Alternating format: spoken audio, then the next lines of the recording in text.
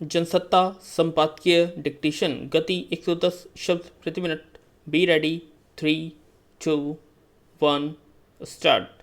Corona की उत्पत्ति को लेकर रहस्य गहराता जा रहा है।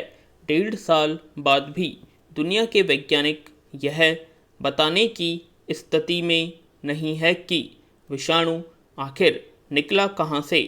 अब तक की जानकारियां अनुमानों से ज़्यादा कुछ नहीं है, लेकिन हैरानी की बात यह है कि शक की सुई शुरू से चीन की ओर ही है। भले चीन के खिलाफ अब तक कोई ठोस सबूत न मिले हों, लेकिन अमेरिका सहित दुनिया के कई देशों का दावा है कि यह करतूत चीन की है। अमेरिका तो साल भर से चीन के खिलाफ सबूत जुटाने में एड़ी चोटी का दम लगाए है। सुराग ढूंढने के लिए खुफिया एजेंसियां और जासूस लगे पड़े हैं। ब्रिटेन और कई पश्चिमी देश भी इस मुहिम में अमेरिका का साथ है। भारत ने भी कुछ इस तरह समर्थन किया है कि मामले की निष्पक्ष जांच होनी चाहिए। याद किया जाना चाहिए कि पूर्व राष्ट्रपति डोनाल्ड ट्रंप ने तो बाकायदा चीन के खिलाफ मोर्चा खोल दिया था, लेकिन तब तक उनके पास ऐसा कोई सबूत नहीं था जिससे वे चीन को दबोच पाते। अब वर्तमान राष्ट्रपति जो बाइडेन ने खुफिया एजेंसियों से कहा है कि कोरोना की उत्पत्ति को लेकर 3 महीने के भीतर उन्हें रिपोर्ट दी जाए। पैरा सवाल है कि चीन को लेकर ही शक क्यों है? अब तक किसी और देश पर उंगली क्यों नहीं उठी? शुरू से ही दुनिया के ज़्यादातर वैज्ञानिकों और खुफिया एजेंसियों की नज़रें वुहान के प्रयोगशाला पर जाकर ही क्यों ठहर जा रही है? यह ऐसे सवाल हैं जिनका जवाब आसानी से नहीं मिलने वाला, लेकिन इतना जरूर है कि दुनिया को महाविनाश के खतरे में झोंक देने को लेकर कई देशों में जो गुस्सा उबला लेता जा रहा है, उससे लगता है कि ठीकरा चीन पर ही फूटना है। पर सवाल है कि आखिर चीन भला ऐसा क्यों करेगा? हालांकि इसके पीछे भी कारणों की कमी नहीं है। यह सब जानते हैं कि दुनिया की आर्थिक ताकत बनने को लेकर चीन और अमेरिका के बीच एक तरह की जंग चल रही है।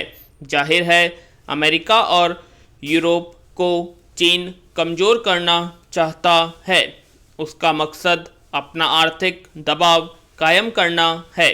कुछ भी हो, महामारी ने अब तक वैश्विक अर्थव्यवस्था का भट्टा तो बैठा ही दिया है। अमेरिका, भारत और यूरोप के कई देशों की अर्थव्यवस्थाएं हिल चुकी हैं, लेकिन चीन का कुछ नहीं बिगड़ा। उसकी अर्थव्यवस्था बाकायदा पटरी पर है। यह उसका मकसद भी रहा होगा। पैरा विषाणु उत्पत्ति की जांच के मामले में खुद चीन का रवैया भी कम संदेह पैदा नहीं करता। हालांकि भारी दबाव के बाद पिछले साल विश्व स्वास्थ्य संगठन WHO के जांच दल ने वुहान प्रयोगशाला का दौरा किया था, पर WHO ने वुहान की प्रयोगशाला से विषाणु फैलने की बात खारिज कर दी थी।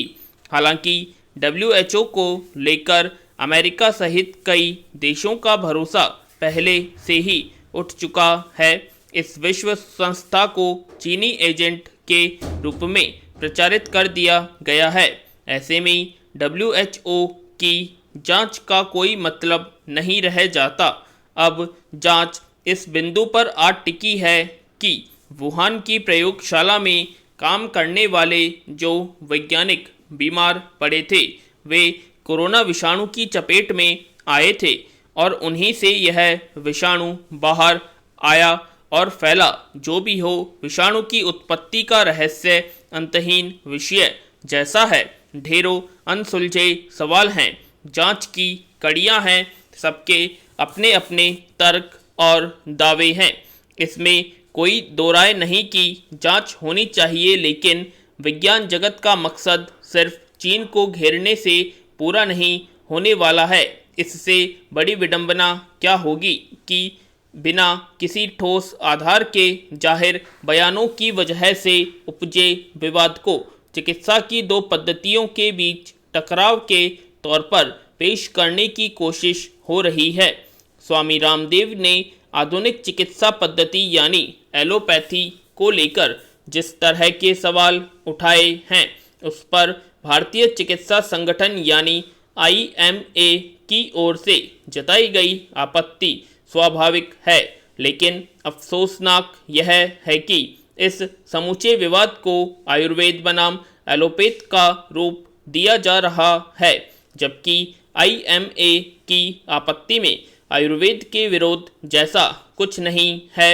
मौजूदा दौर में दुनिया कोरोना महामारी के जिस रूप का सामना कर रही है, उसमें सबसे पहली चुनौती संक्रमण को काबू करने और उसे संकट से पार पाने की है।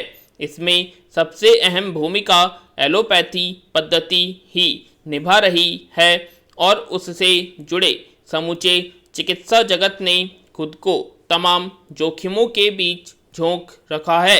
इस बीच सैकड़ों डॉक्टरों की मौत सिर्फ इसलिए हो गई कि उन्होंने संक्रमित मरीजों को बचाने के लिए दिन रात काम किया और इस बीच वे खुद भी संक्रमण की चपेट में आ गए। क्या यह हकीकत जुटलाई जा सकती है? पैरा दरअसल स्वामी रामदेव को शायद खुद ही अंदाजा नहीं है कि उन्होंने कोरोना या अन्य बीमारियों के इलाज को लेकर एलोपैथी की सीमित भूमिका से संबंधित जैसी बातें कही हैं, उसके पीछे कोई ठोस वैज्ञानिक आधार नहीं है। एलोपैथी चिकित्सा पद्धति ने सामान्य बीमारियों से लेकर जटिल रोगों के इलाज के जरिए और सबसे ज़्यादा आपातकालीन अवस्था में मरीजों को जितने बड़े पैमाने पर बचाया है, उसकी अहमियत किसी भी व्यक्ति को आसानी से समझ में आ सकती है। जहाँ तक कोरोना का सवाल है, तो इस महामारी का स्वरूप इतना जटिल है कि इसमें मुश्किलें पेश आ रही हैं। फिर भी हर संभव उपाय अपनाकर अनेक प्रभावी दवाओं का इस्तेमाल करके मरीजों का इलाज करने और उन्हें बचाने की कोशिश की हो रही है। ज़्यादा संवेदनशील मामले कई बार संभाले नहीं जा पाते और मरीज की मौत हो जाती है।